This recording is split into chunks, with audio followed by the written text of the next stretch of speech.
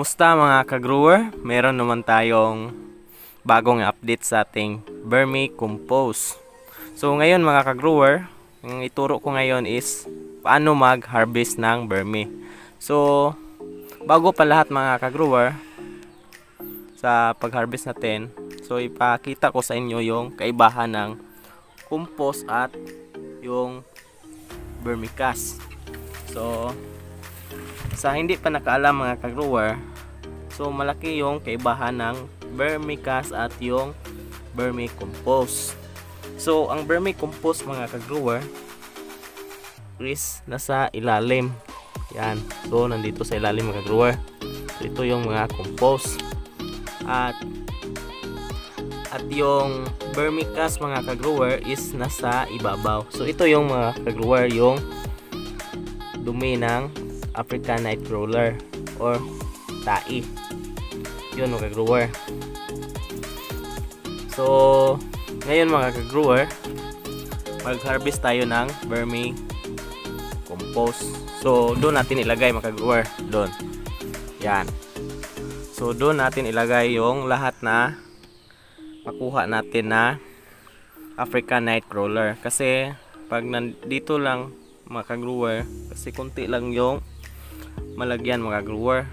So nag-expand ako mga ka-grower para pag magtanim ako next mga 5 months after nito mga ka-grower, sa nilagay ko doon dyan, marami na akong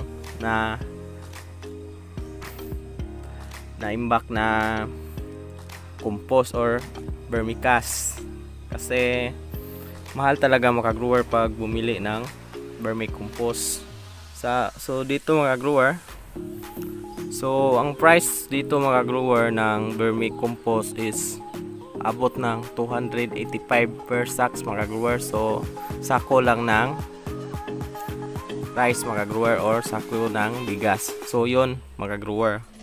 So pag kulang tayo sa budget mga ka-grower, mas maganda mga ka-grower is gumawa lang kayo ng mag-compost lang kayo ng African Nightcrawler para at least masave natin yung pangbili ng vermicompost. So ngayon mga ka-grower is kunin natin yung vermicast. So ito yung vermicast mga ka-grower. Yan.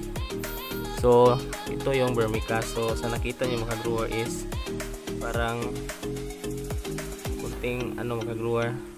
So parang dumi ng ilaga or dumi ng daga. So ito yung dumi ng African Nightcrawler.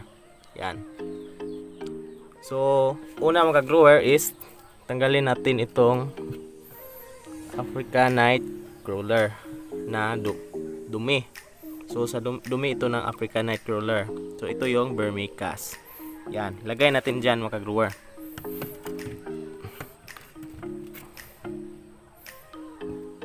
Para hindi talaga mahalo yung compost. Kung gusto nyo ng pang seedling mga ka-grower, so mas maganda seedling mga ka-grower is tong vermicast. So mas maganda din yung vermicompost. So mas pinakamaganda talaga yung vermicast mga ka-grower. Yan. So yan yung pinakain ko dito mga ka-grower. Yan. So mga dahon lang itong ka-grower. Yan. So nandito yung mga African Nightcrawler mga ka-grower. So tanggalin natin ito lahat mga ka-grower. Yan.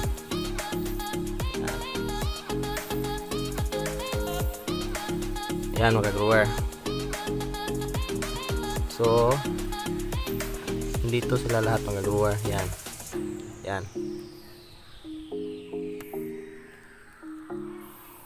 So ito yung i-harvest natin mga ka-grower na compost.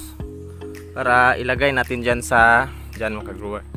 Lagay natin dyan sa ginawa natin na box or lalagyan natin ng African Nightcrawler. So kailangan natin i-harvest natin mga ka-grower para malagyan natin ng African Nightcrawler. So ganito lang mag-harvest mga ka-grower. Kailangan kunin lang isa-isa yung lahat ng ganitong ka-grower. Yan. para hindi ito masayang yung African Nightcrawler mga ka-grower. Yan. So yung hindi pa na-compose mga ka-grower tulad nito, so pwede naman ilagay natin dyan para sabay natin na ipa-compose. So simple lang talaga mga ka-grower pag mag-harvest ng African Nightcrawler, pero kailangan din yang tiyaga. Pag wala kayong tiyaga mga grower, so matagal talaga matapos mag-harvest. Yan. So ito yung mga African natin mga grower. So kunti pa yung nakuha natin. Yan. Pag sobrang dami ng African Nightcrawler mga grower, so kailangan talaga ng oras ng pag-harvest. Kasi hindi talaga mas madali mag-harvest mga ka-grower pag ikaw lang isa, pag marami na yung i-harvest mo. So kung gusto naman nyo mga ka-grower, pag mag-start kayo ng vermi mga ka-grower at paano magparami ng vermicast mga ka-grower or vermicompost, kailangan mga ka-grower pag magparami kayo ng vermi mga ka-grower or African Nightcrawler, pakainin nyo lang ng mga prutas mga ka-grower, or tulad ng balat ng saging or mga balat ng nangka, para mas mabilis sila mag-colonize mga ka-grower or dumami. So tingnan nyo mga ka-grower. So ito yung mga African Nightcrawler mga ka-grower. So iba ito sa earthworm. Pag yung earthworm mga ka-grower, hindi yon naga-compose, naga-cultivate lang yon mga grower. So hindi yon naga-kain ng mga dumi mga grower. So di cultivator lang sila mga grower yung earthworm na nakita nyo sa lupa. So yung itong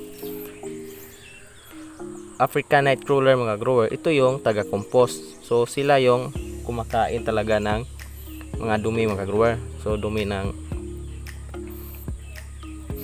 kalabaw, dumi ng baka.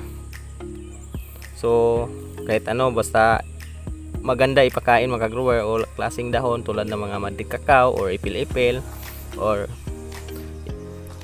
banana trunks mga grower. So kakain talaga sila mga grower. So yung ano mga grower, yung earthworm, hindi talaga yan naga-compose. So ito yung nakuha natin na African Nightcrawler. So ito na yun mga grower. Pero hindi talaga mas madali mga grower mag-harvest pag ganito. Pag mag-composting tayo, kailangan talaga ng oras at tiyaga mga grower.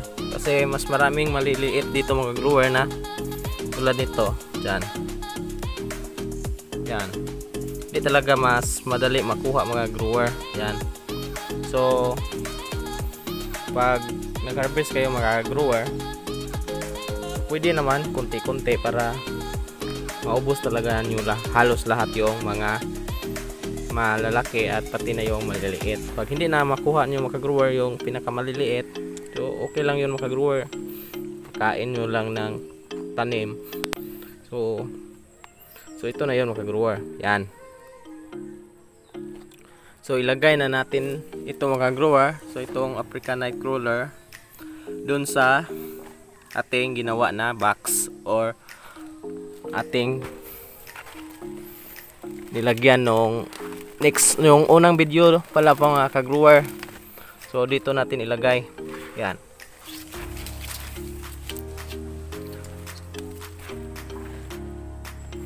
So ito na yon mga ka-grower na kailangan na natin lagyan para makompose na itong mga grower at mag-start na makompose.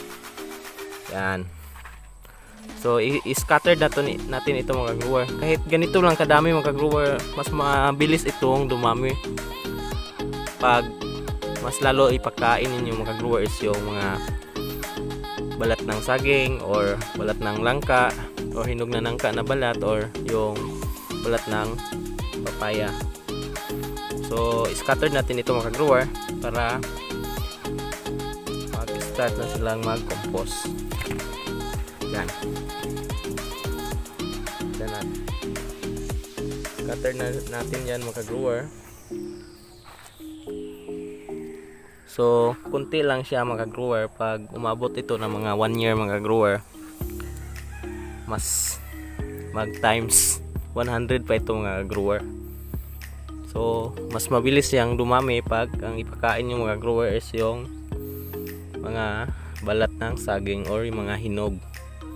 Yan. So ito mga grower, hindi pa yan natapos. So nilagyan ko lang ng una para at least mga grower na hindi sila makatakas dito mga grower. Yan. So ayan mga grower, start ng kumakas. So ito mga grower. So sa paglagay naman mga grower ng ganito mga grower, kailangan lagyan nyo ng, o hindi kayo naglagay ng tubig mga araw-araw mga grower, lagyan nyo lang ng every 3 days mga grower. So kunti lang, at least mag-moist yung mga dumi ng baka. Pag hindi nyo nilagyan mga grower ng kunting tubig, hindi yan madaling ma-compose or hindi yan madali makain ng African night crawler. So yun mga grower. At kailangan mga grower, tabunan natin ng, so kahit anong itabon nyo dyan mga grower, basta tabunan lang ng ganito mga grower. So ito lang, simple lang mga grower yung nilagay natin. Yan. Yan. Para hindi talaga ma-direct ng init. So yun lang mga grower. At sana makatulong ito sa ating mga followers or viewers na